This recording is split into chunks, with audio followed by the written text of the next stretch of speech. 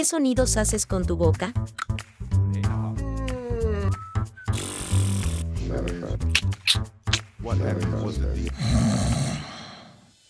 ¿Sabías que podrían ser útiles para identificar diversos padecimientos?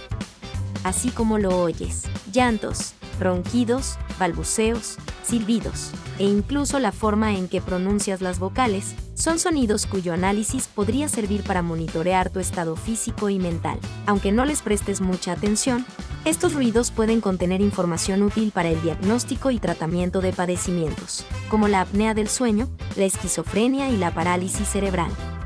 Esto es posible gracias a la neuroacústica, un área interdisciplinaria que conjuga acústica y neurociencias y ayuda a la detección temprana y al seguimiento de enfermedades, entre otras cosas. Norberto Naal Ruiz, estudiante de doctorado de la Escuela de Ingeniería y Ciencias del TEC de Monterrey, lo explica así. La neuroacústica es compartida de la neuroingeniería o neurociencias y la acústica, donde se estudian el comportamiento del sistema nervioso con respecto a estímulos acústicos. Norberto Naal Ruiz forma parte de un grupo conformado por médicos, psicólogos, ingenieros biomédicos y productores musicales especializado en neuroacústica, que se ha enfocado en detectar anomalías en los sonidos producidos por la boca, para diagnosticar padecimientos o dar seguimiento a su tratamiento. En el caso de personas con Parkinson, que pues tienen esta inestabilidad motora que se refleja en diferentes partes del cuerpo, pues cierta parte de esa inestabilidad va causando fluctuaciones o modificaciones de los sonidos producidos por la boca. ¿Sabías que, mientras duermes, tu cuerpo puede dar indicios de tu estado de salud? Los sonidos respiratorios son un método eficaz para diagnosticar tempranamente los trastornos del sueño. Por ejemplo, el ronquido, ese sonido molesto que hacemos al dormir y que se produce cuando el aire pasa por la garganta de manera turbulenta, haciendo que los tejidos de la garganta vibren.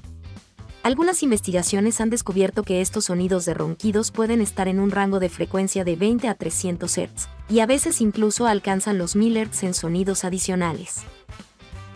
Si el ronquido dura más de lo normal o tiene ciertos tipos de sonidos, podría ser una señal de problemas de salud, como apneas e hipopneas. La forma en que hablamos puede decir mucho sobre nuestra salud mental. Por ejemplo, en personas con esquizofrenia, los expertos han notado que hay cambios en la manera en que hablan. Esto incluye alteraciones en el ritmo y la melodía de su habla, con tonos y acentos que son distintivos de esta condición. El equipo de Norberto Naal Ruiz ha analizado los efectos en las grabaciones de sonidos bucales de los trastornos de estrés psicoemocional y postraumático. Asimismo, han ayudado a detectar emociones como miedo, angustia, tristeza o sorpresa en sesiones de psicoterapia.